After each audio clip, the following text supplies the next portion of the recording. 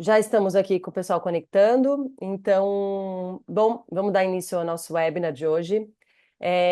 Primeiramente, eu gostaria de agradecer a presença de todos vocês aqui para participar. Esse webinar a gente faz na Red Trust com uma periodicidade, ele se chama Capsules of Learning, Identity and Protection. E nessas sessões de webinars a gente sempre traz algum tema recente que diz respeito a algo relacionado à identidade digital, à proteção da identidade digital das empresas, a necessidade de ter esse controle. Hoje nossa sessão vai falar sobre a reforma tributária e o que isso tem a ver com os certificados digitais e a proteção desses certificados para as empresas. Então é um tema que diz respeito a todas, praticamente todas as empresas, a reforma tributária vai impactar em todas as empresas. Então, para isso, nós trouxemos aqui hoje esse tema dividido em duas partes. Primeiro, vamos ter uma parte mais falando da reforma tributária em si e o que os certificados digitais têm em relação com isso. E depois uma parte mais prática para mostrar como a gente pode ajudar e solucionar esse problema do gerenciamento desses certificados e deixar isso controlado. Gostaria de avisar que o webinar está sendo gravado e vocês vão receber depois por e-mail também esse vídeo. E que qualquer pergunta que vocês tenham durante todo o tempo, que por favor coloquem na caixinha de perguntas e respostas, que a gente vai responder ao final. A gente não vai responder no meio, mas ao final. Bom, temos aqui os apresentadores de hoje. Então, hoje quem vai falar para vocês é o Rafael Veiga, que é um advogado especializado em direito tributário e é sócio do escritório Cassione, que fica em São Paulo. Então, o Rafael vai começar falando para vocês um pouco mais do tema da reforma tributária, e depois o José Luiz Vendramini, que é um Sales Account Manager aqui na Red Trust, vai falar, ele tem muita experiência nessa parte de tecnologia e cibersegurança, então ele vai dar esse panorama todo da segurança da identidade digital para vocês.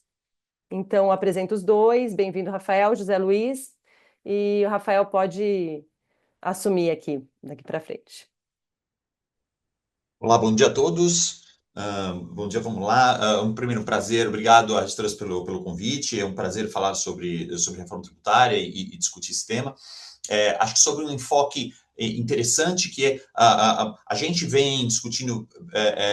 Primeiro, passo atrás, sou Rafael Vega, um dos sócios aqui do tributário, da área tributária do Cassione. A gente vem ajudando, a gente vem falando muito sobre reforma tributária desde 2013, especialmente, 2023, perdão, aí 2024, 2025, aprovação de emenda constitucional, aprovação da lei complementar. A gente vem falando muito sobre os mais variados enfoques, tá, de reforma tributária, e acho que é um prazer falar sobre esse ponto específico, que é a relação com o certificado digital, que é meio que um veículo importante para as empresas, digamos, realizarem, concretizarem tudo que é a realidade atual, mas mais ainda a realidade futura dentro do âmbito da reforma tributária. Tá?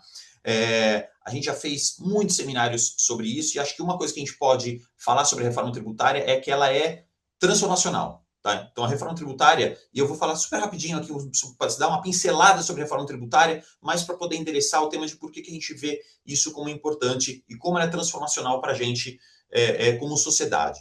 Tá? Então, enfim, exatamente, perfeito. Esse primeiro slide é um dado de 2017, mas ele é um dado super preciso, ele só quer transmitir uma única mensagem que é a complexidade do mundo que a gente vive hoje, tá? Então, hoje, o que a gente está vendo aqui é a carga tributária do Brasil, tá? Em torno de 33%, 34% do PIB hoje. O que a gente tem, a nossa reforma tributária vai tratar da reformulação dos tributos sobre consumo, que são os verdinhos aqui na tela. Então, olha que interessante, a gente já nota aqui. Hoje a gente trata de uma estrutura pulverizada, tá? A tributação do consumo hoje ela se apoia em 5 tributos, sendo 3 da União, 2 pulverizados, ICMS 27 estados e Distrito Federal, ISS 5.500 municípios. Então daí a gente vê a noção do que a gente mexe hoje e de como a estrutura hoje, não só de pagamento de tributos, mas de apuração, entrega de declarações, obrigação acessória, ela é pulverizada. Aí, um dos pontos da reforma é justamente a simplificação. Não vou pagar menos nem mais. A ideia é que eu simplesmente pague de uma forma diferente, mais objetiva, mais inteligente, de uma forma unificada. Então, eu acho que daí a gente já consegue entender como a reforma vai ser transformacional também, no sentido de unificação das declarações acessórias e na sua comunicação com o fisco.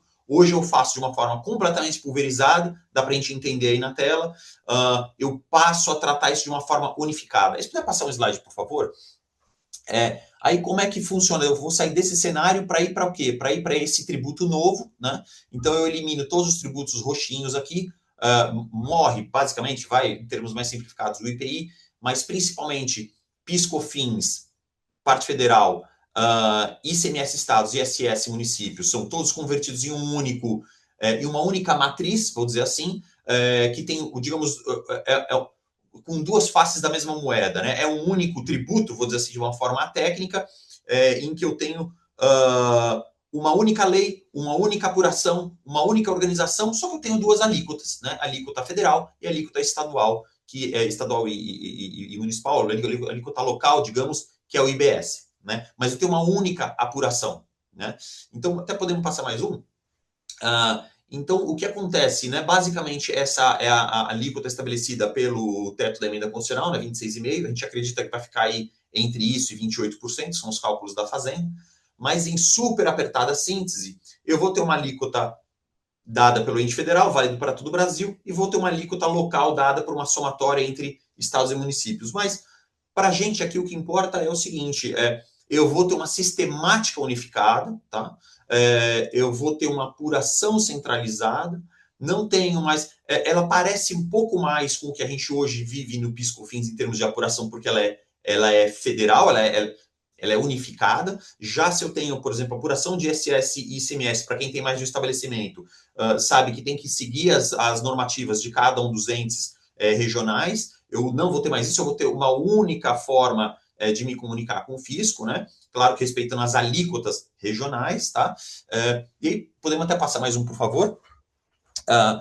Aí, o que é interessante aqui, e eu estou passando ultra rápido, tá? E a gente pode ter N discussões, a gente já fez aqui um zilhão de papos sobre reforma tributária. De novo, é um tema que ele é desafiador, ele vai fazer... Não tem como você ser inerte à reforma tributária, tá? A gente vai ter que se preparar, todo mundo vai ter que se preparar para isso, e não tenho dúvida que, num primeiro momento, vai ser um âmbito de mais complexidade, porque é uma mudança de regras, mas no longo prazo, e aí voltando para a linha do tempo aqui que está na tela, é uma reforma de simplificação, mas uma simplificação no longo prazo. Porque, claro, a gente hoje está num sistema que é uma complexidade absurda, a gente vai colocar um novo sistema on top, esse sistema ele vai caminhando junto, e eu tenho uns phase-out do sistema antigo e um phase-in do sistema novo. Linha do tempo aqui, basicamente, como é que a gente está?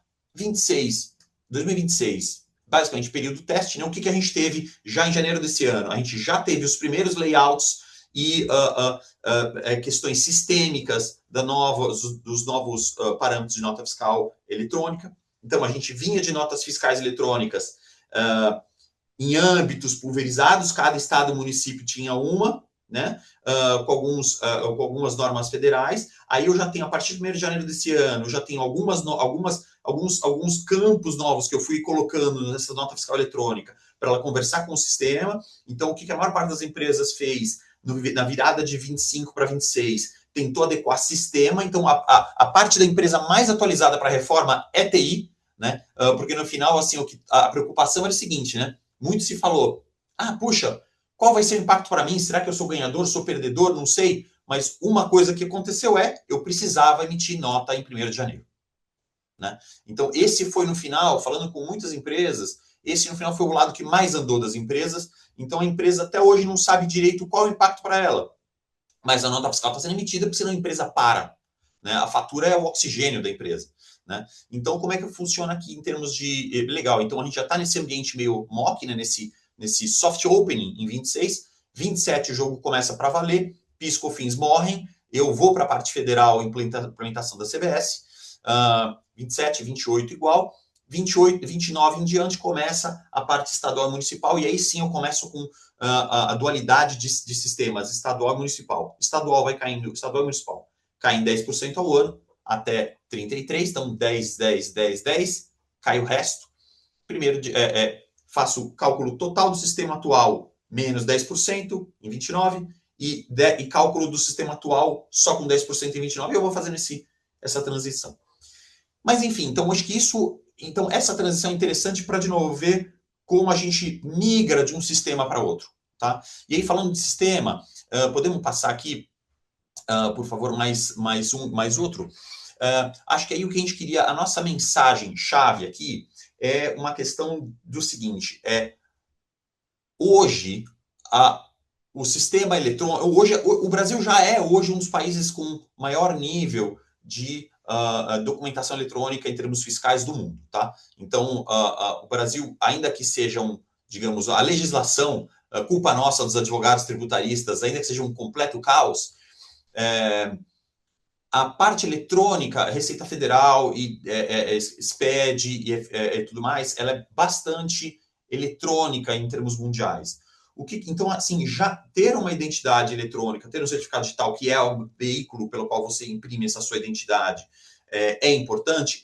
Mas ela não é que ela hoje já é importante, mas amanhã ela é sine qua non, ela é essencial. Né? Então, o que acontece? A gente vai deixar de ter o pouco que não é digital hoje, vai deixar de existir. Né? E a gente vai passar por um sistema centralizado e que eu preciso da identidade, dessa identidade eletrônica da empresa para faturar, eu preciso para ter um endereço, né? O meu estabelecimento ele é uma existência eletrônica e para se comunicar com o fisco. Então, sem esse formato digital, eu não consigo faturar, eu não consigo existir e eu não consigo me comunicar com o fisco.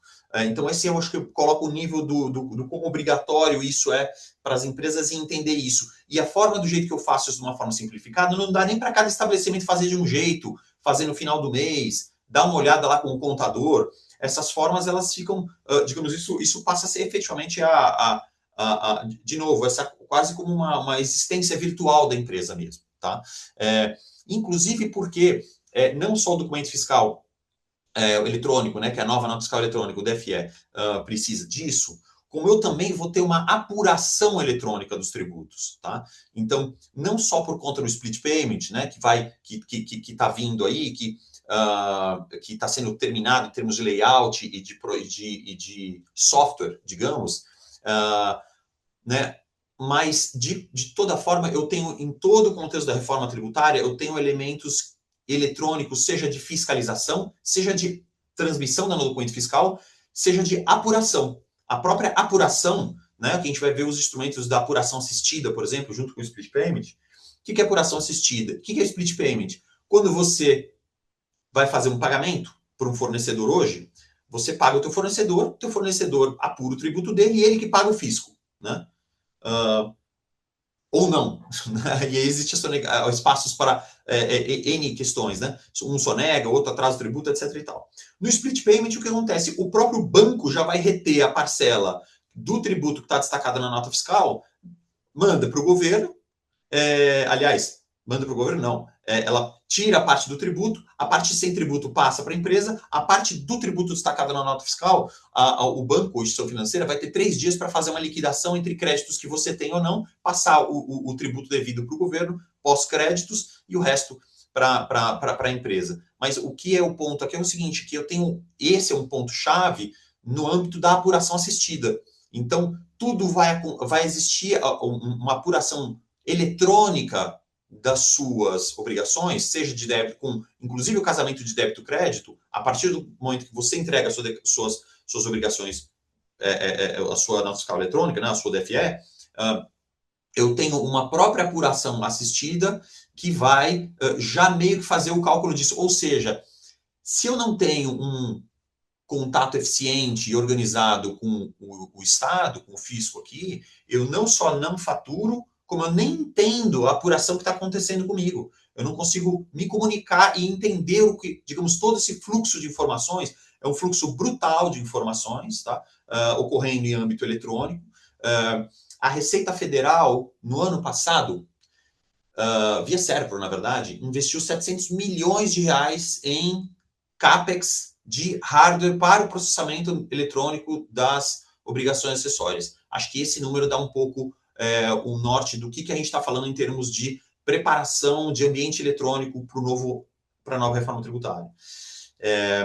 Então é isso. Só queria dar uma pincelada sobre o que é, digamos, o quão transformador vai ser esse bicho. Essa é uma nova forma de pensar a existência da empresa, a relação com o fisco e a própria organização das atividades em âmbito nacional, que vai envolver N desafios e complexidades, é uma sacudida mesmo na nossa vida, que vai exigir, vai ser difícil, vai ser custoso, então no começo vai ser infernal, mas a gente precisa passar por essa transição para a gente poder alcançar um modelo mais racional aí no médio prazo. E dentro desse âmbito, acho que aí a existência digital da empresa não tem como existir sem isso. E é isso, acho que passa um pouco aqui a palavra para o meu colega aqui, o Zé Luiz, continuar. Sensacional, sensacional, Rafael. Obrigado pelas tuas explicações, né, referente a toda essa reforma tributária, né, que já está acontecendo no nosso querido Brasil. E obrigado também por passar aqui a palavra para que eu possa começar aqui a compartilhar para o pessoal e explicar um pouquinho sobre identidade digital, explicar um pouquinho como a Red Trust pode auxiliar, né, a todos vocês nesse novo cenário que a gente está se enfrentando a cada dia, onde os certificados estão cada vez mais necessitados. E eu gostaria de começar pela base, né, para que todos nós fiquemos aqui bem alinhados, até pegar o gancho aqui que você mencionou, Rafael, uma palavrinha-chave, que é a identidade, e exatamente onde eu vou começar a explicação, né, para que todo mundo entenda de fato o que é identidade digital. A gente que no Brasil chama o certificado digital de certificado digital, mas querendo ou não, ele é a nossa própria identidade.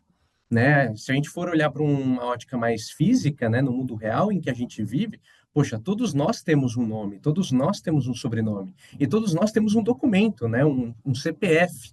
E a mesma coisa as organizações, né? Tem uma razão social, tem um número, um código que é o CNPJ, e a mesma coisa, né? O governo buscou estimular e desenvolver, mas para um âmbito digital, para que a gente consiga realizar todas essas tramitações, ter uma melhor agilidade nos processos, né? Uma maior facilidade, e com isso acabou nascendo o ECPF, que é o certificado de pessoa física, e o CNPJ, né, que é o certificado das companhias. Então, nada mais, nada menos que a identidade digital é o conjunto de elementos, né, com o qual identificam, né, tanto as entidades físicas, seja ela uma pessoa ou seja ela uma organização, mas para o mundo virtual, onde a gente vai conseguir realizar todas essas tramitações. Se puder passar para o próximo slide, Viviane, por favor. Então, eu trago aqui também alguns números, né, bastante interessantes sobre essa realidade da identidade digital, ainda mais no mundo organizacional que a gente encontra hoje no mercado brasileiro, né? Ou seja, a cada ano que passa, se a gente for olhar o site oficial do ITI, né, a gente consegue ver que esse número de certificados digitais tem crescido a cada ano, né? Todas as empresas têm emitido novos certificados. A gente tem até, por exemplo, uma métrica aqui de 63% das empresas consideram a identidade digital como um eixo estratégico dessa segurança, né? E, obviamente, essa identidade ela vai abrindo novas portas, novos portais, e o governo ele vai estimulando muito o acesso ao GovBR, temas de emissões de notas fiscais, como o Rafael bem mencionou por aqui. E claramente todos esses processos vão tendendo a essa organização, mas também tem muitas pessoas e entidades que buscam se aproveitar dessa frente. Então, não é à toa, por exemplo, que ano passado teve um aumento de 160% do aumento de roubo de credenciais, né? E claramente os certificados eles são usados para se autenticar como uma credencial, seja num portal, seja numa aplicação, o que quer que seja, e de fato tem que ter um devido carinho, né, em cima deles, porque não é somente a pessoa própria, a dona do certificado, que no mundo empresarial manipula o certificado. Existe um compartilhamento, e esse compartilhamento tem que ser muito bem feito, né, e com a adoção das tecnologias corretas, né, nenhum desses problemas e esse porcentagem aqui que a gente vê na tela não teria nessa proporção. Então, a demanda por uma tecnologia de proteção de certificados tem aumentado cada vez mais. Só para a gente ter uma ideia, 50% dos certificados emitidos no Brasil eles são na modalidade A1, então não é o A3 que fica passando de mão em mão, que também é preocupante, mas o A1 é aquele que a gente acaba instalando na máquina, né? E uma vez instalado na máquina, a gente não sabe o que aquela pessoa que a gente acabou compartilhando, ela está fazendo com aquele certificado.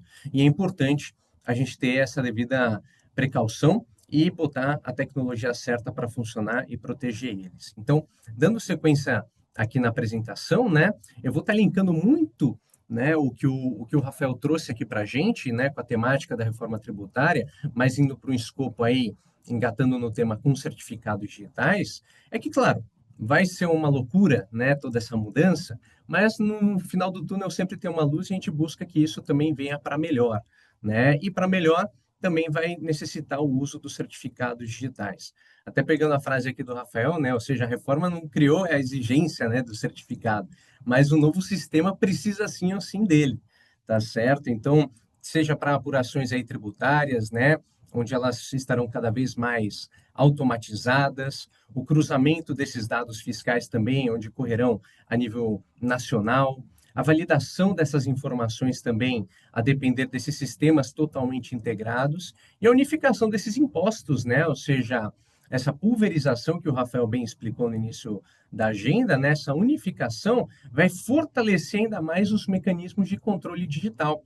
E tudo isso nos leva a um uso mais recorrente dos certificados. Então, onde os certificados vão estar nesse meio todo, né? Em trâmites onde se exige assinaturas digitais, tá certo? Para escalar todos esses processos. Uma integração com sistemas fiscais aí, com o clássico GovBR e entre outros, né, que o governo vai disponibilizando, como SPED, Receita Net BX, Serpro, entre outros. Essa confiabilidade também na transmissão de dados, ou seja, na autenticação desses processos com os CNPJs e CPFs, a assinatura em massa de documentos e as operações não assistidas, tá certo?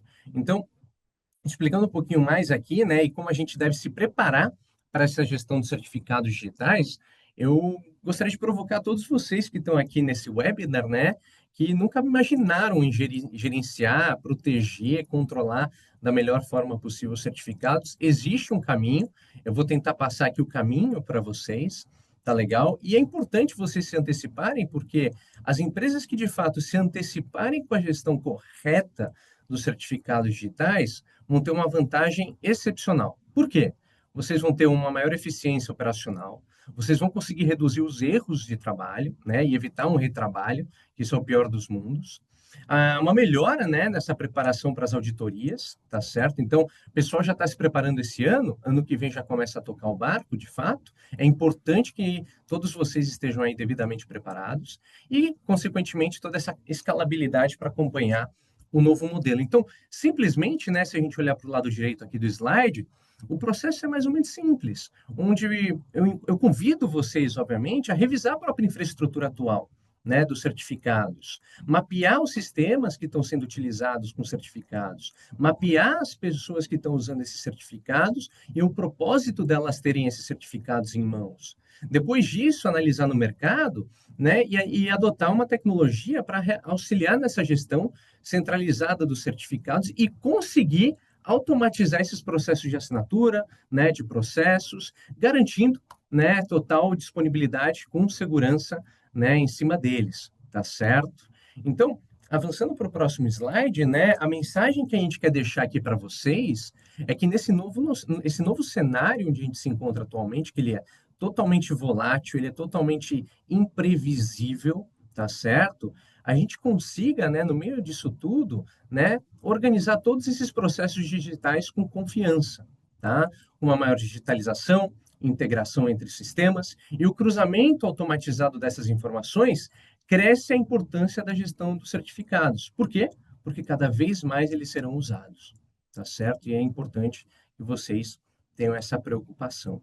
Então, aqui, pessoal, simplesmente passando um pouco para a parte de gerenciamento dos certificados digitais, uma vez vocês têm essa atitude, né, de mitigar os riscos atuais dos certificados, eu trago alguns deles, né, como, por exemplo, aqui, a impossibilidade de controlar e auditar o uso dos certificados. Isso acontece muito hoje em dia, né, quando você instala um certificado no computador desse colaborador, você não consegue ver onde ele acessou, o que ele fez, né, o que ele acabou assinando. Indisponibilidade na emissão de notas fiscais, muito bem o exemplo do Rafael lá no início da agenda, tá? Os problemas com a conformidade fiscal. Então, claro, esse ano ainda dá para fazer as devidas movimentações, mas a partir do ano que vem, né, realmente começa a valer, tá certo? Tem uma disposição aí às auditorias e às penalizações, interrupções dos processos críticos, né, por certificados expirados. Então, Tem muitas empresas também que buscam, né, as vias de saída, né, acaba criando ali um Excelzinho para fazer uma gestão, mas óbvio, todos esses processos são muito manuais, muitas das vezes eles são falhos, e é importante a gente estar profissionalizando isso, automatizando todos esses processos para não ter nenhum problema no futuro. Também aí a falha no envio de informações e o roubo dos certificados, que acaba sendo um tema bastante recorrente em várias organizações, né, onde o pessoal acaba compartilhando, duplicando, baixando num pendrive, né, porque o pessoal compartilha juntamente com a senha do certificado. Então, isso é um problemão danado e que a gente tem que estar mitigando todos eles. Tá legal?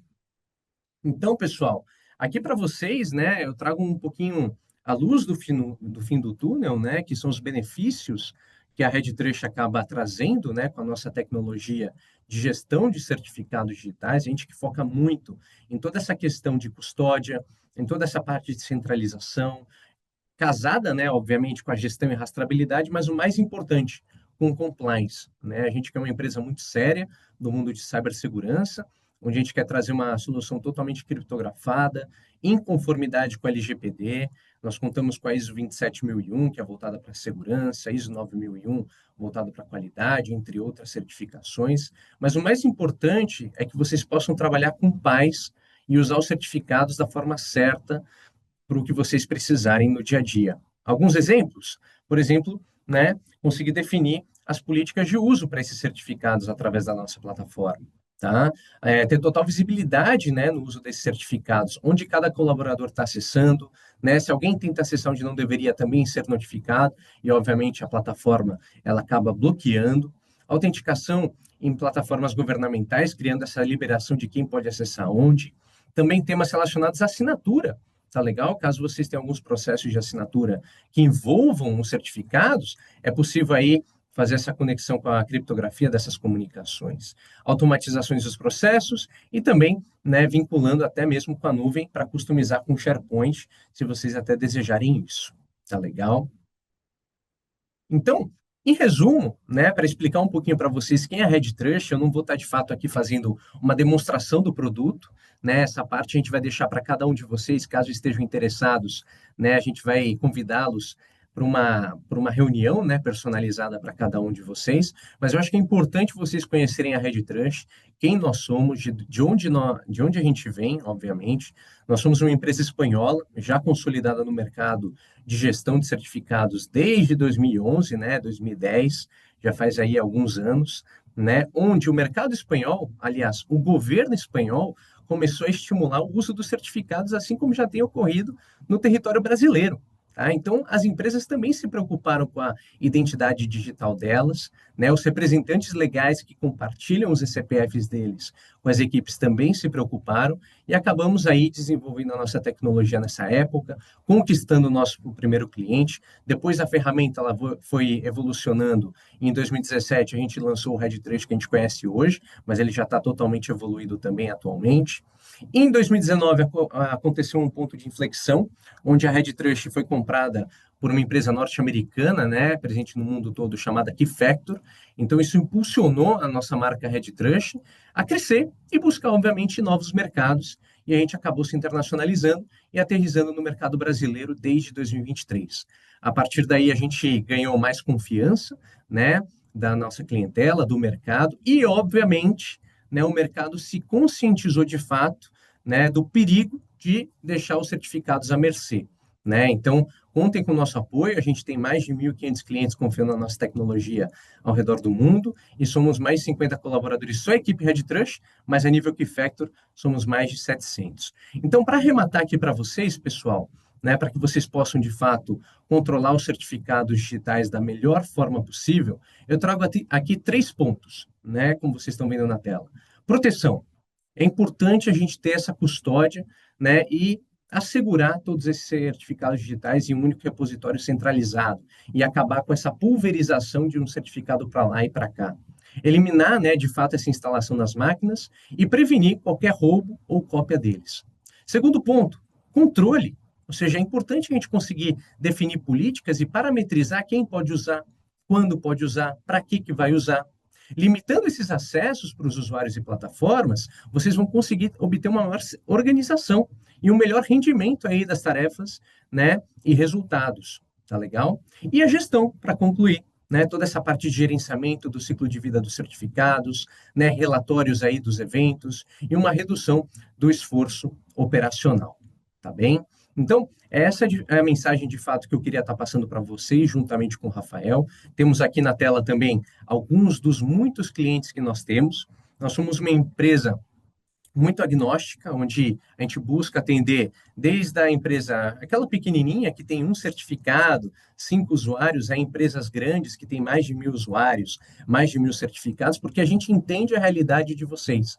A gente sabe onde os certificados eles são usados, né, independente do setor, independente da indústria. Nós sabemos as exigências, né, as preocupações de um departamento contábil, de um departamento jurídico, de um departamento tributário, e assim sucessivamente. Então, fica aqui meu muito obrigado, né? Vou estar passando e devolvendo a palavra para a Viviane, para a gente ir concluindo essa reunião. Vejo que a gente vai avançar aqui para as perguntas, e fico aqui o meu muito obrigado a todos. Bom, obrigada, José Luiz, obrigada, Rafael. Realmente é um assunto, acho que não tem fim, né? É muita lição de casa para Sim, qualquer empresa, de qualquer setor, porque esse assunto da reforma tributária diz respeito a todas as empresas, de gerenciamento de certificados digitais também, todas as empresas lidam com isso. Então, tem bastante lição de casa para todo mundo. E eu tenho aqui algumas perguntas que foram colocando, eu vou ler aqui para vocês. Tem uma para o Rafael, que é uma pergunta que o que você considera como prioritário para as empresas em termos de digitalização, em frente a essas mudanças da reforma tributária? Boa, vamos lá. Primeiro, agradeço aqui ótimos pontos aqui levantados pelo José Luiz. Eu até tenho alguns comentários até que são bem interessantes e só para complementar nessa linha do que ele comentou, a gente já respondo a pergunta, mas Fique à vontade. não, é muito interessante porque assim a gente vê com como agora tudo precisa de certificado, né? Então fica aquela, e acho que é interessantíssimo você ter uma organização desse acesso, né? Porque de fato o que a gente vê todo dia, olha, semana passada nós tivemos, por exemplo, um cliente que tinha uma pessoa responsável pelo certificado, por fazer a leitura das intimações na Receita Federal. Essa pessoa foi desligada da empresa, saiu, etc. e tal, esqueceram de ver quem que estava olhando.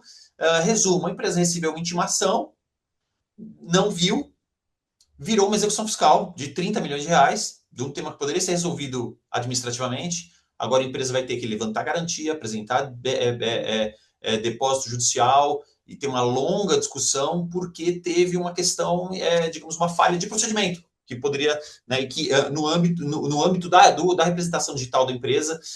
E outra coisa que a gente sempre vê é o seguinte, né, a gente tem leituras em âmbitos digitais de Receita Federal, IECAC, etc., e se você não tiver esse controle, fica aquela coisa, quem que acessou, quem leu, quem viu, né? E aí, honestamente, vira uma coisa infernal.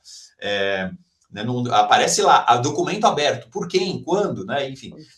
Mas, indo aqui nessa pergunta, é interessante em termos do que é o mais importante agora, é o seguinte, as empresas estavam acostumadas ao mundo normal, né? Então, assim, o que é? Cada estado tinha sua, digamos, estou falando de mercadoria, cada estado, cada serviço, município, tinha o seu layout de nota fiscal, já nota fiscal eletrônica. O que aconteceu nessa virada de ano foram colocados algumas entidades, né, o comitê gestor, etc. e tal, estão publicando normas e notas explicativas que estão que já estão sendo editadas, tá? Colocando campos novos nessa nota fiscal. Então, o que foi feito no D0? No final do ano passado, o teu sistema tinha que começar a colocar novos campos, novos, digamos, campinhos no seu layout habitual de nota fiscal eletrônica, para ele começar a conversar com o sistema novo. Então, isso já foi feito aqui no final do apagar das luzes do ano passado para esse ano, tá? E ao longo desse ano estão sendo incorporados novos campos, etc. e tal, tudo o quê? Para preparar para uma migração de sistema. Então, o que acontece? Os RPs, SAP, TOTO, sei lá o que para quem que tem, já está, digamos, estão sendo adaptados. Então, esse é o D0, porque sem isso você nem fatura. né? E aí, de novo, aí entra a questão do certificado digital e da representação digital da empresa, porque é o método pelo qual você dialoga com o SPED, etc. e tal, né? Mas então, em termos, o que a gente está vendo é sistema, é o D0.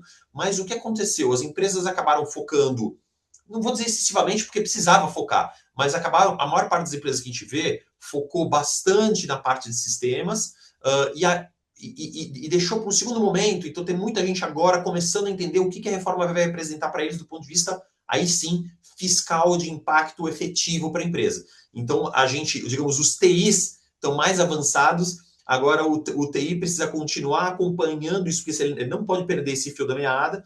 A gente tem novos layouts e novas notas sendo publicadas aí, enfim, quase que semanalmente, né? Então eu olharia para esse campo de TI mas eu acho que junto com o resto da empresa, esse resto da empresa é empresa minimamente grande, precisa ter um comitêzinho de reforma tributária que junta jurídico, fiscal, CFO e TI. Ótimo. Tem uma que vai também para você, Rafael, que vai um pouco no mesmo nível. Se você acredita que vai haver um aumento nas exigências de rastreabilidade e comprovação digital das operações com a reforma. Sem dúvida, acredito que sim. Até porque é o seguinte, e aí nesse linha puxando uma coisa que o José Luiz também disse, essa questão do controle. Não vai, assim, se o certificado digital é a existência da empresa no âmbito eletrônico, não vai existir. Tem um artigo, uma cláusula geral do CTN, que são assim, as convenções privadas não se opõem ao fisco. Isso traduzido para a gente quer dizer o seguinte: se você teve um problema com o seu fornecedor, com o seu funcionário e etc e tal, e isso gerou um problema seu em relação ao fisco, em bom português, problema é seu. Então, se alguém fez alguma coisa errada porque esqueceu, apertou o botão errado, leu, etc. Então, assim, isso não é oponível ao fisco, tá? Então, isso faz com que a responsabilidade com que a empresa lida com a certificação digital, que é a identidade da empresa, é tremenda. E aí, nesse sentido, eu acho que, né, a rastreabilidade é absoluta, né? Se a empresa perde o controle disso, ela não consegue nem criar mecanismos internos de rastreio e responsabilização, não no sentido de, alguém fez uma bobagem, vou atrás daquele cara. Não, mas para pessoas agir, para as pessoas conseguirem atuar com responsabilidade no uso do certificado digital e na representatividade da empresa, né? Quando a gente está falando de responsabilização também, aí não é tanto só certificado digital, mas eu estou falando de rastreabilidade como um todo. Agora que quando eu tenho operações eletrônicas, por exemplo, eu tenho cada vez mais responsabilização dos marketplaces e dos portais, né? Então aí eu estou falando das obrigações fiscais mesmo agora, né? Então, por exemplo, eu já tenho isso de uma forma incipiente, vou ter muito mais. Portais responsáveis por obrigações acessórias e tributos das operações ocorridas que elas intermediam, por exemplo. Ótimo. Bom, tem uma pergunta aqui, José Luiz, que eu acho que você pode responder, que é que usando Claro. uma ferramenta de gestão assim, de certificados digitais, como que numa auditoria a empresa consegue demonstrar quem utilizou um certificado e para quê? Legal, legal. Isso vai muito no que a solução mesmo entrega, tá certo? Ou seja, quando a gente for apresentar a solução, por exemplo, né, primeiro de tudo, o cliente ele pode muito bem criar as políticas de uso, né, onde ele consegue customizar, onde cada usuário ele pode estar usando esses certificados digitais. E onde ele não está liberado, ele obviamente ele não vai conseguir acessar, mas fica ali o registro, né, de permissão negada. Onde esse registro fica? Na aba Eventos. Né? Então, claramente, né, o cliente ele vai ter uma aba ali de histórico de todos os usos, onde ele até consegue baixar para fazer depois uma análise em paralelo ou compartilhar esses dados com a própria equipe ou com o advogado ou com quem quer que seja, para demonstrar, né, a utilização dos certificados da organização, seja ele um CPF, um CNPJ, utilizado pelo fulano, né, da equipe contábil e assim sucessivamente. Então, obviamente, né, com essa aba Eventos, onde tem todos os históricos, é possível sim utilizar para ter toda essa auditoria das execuções e tarefas feitas com certificados digitais. Certo. É, Gente, quem né, quer colocar mais alguma pergunta, eu vou fazer mais aqui umas 2 perguntas, então fique à vontade.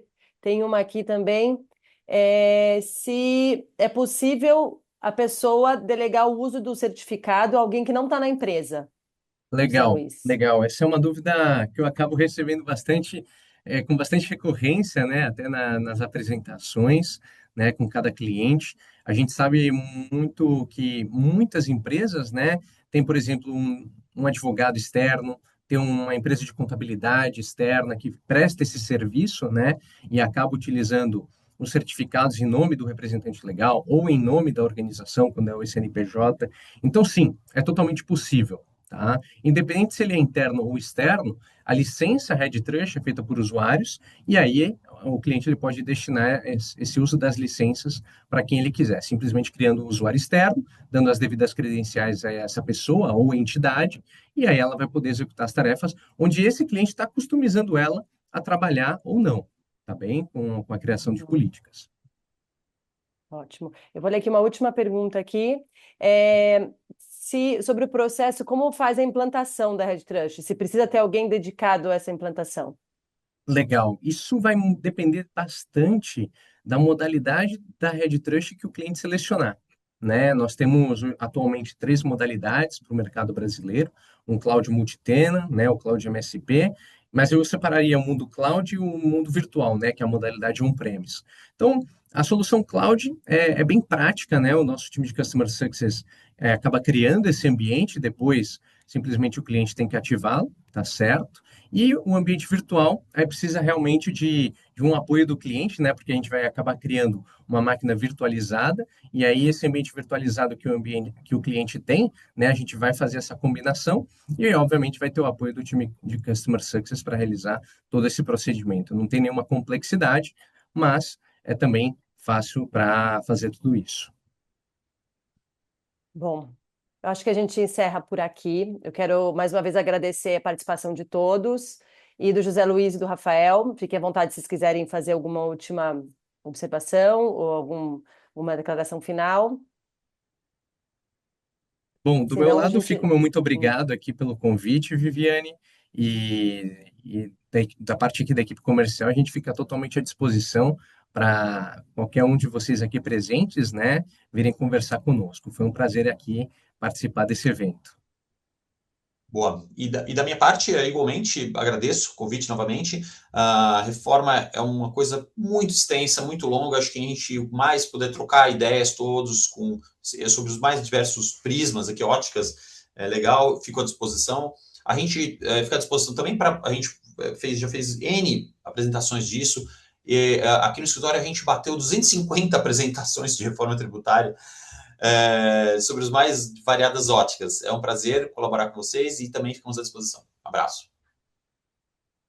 Bom, muito obrigada então a todos. Eu convido vocês a seguir a Red Trust nas redes sociais para também ficar sabendo dos próximos webinars que a gente tem, que sempre são temas assim que envolvem a proteção da identidade digital e que diz respeito a todos os setores, todas as empresas. Então, muito obrigada a todos. Eu encerro por aqui.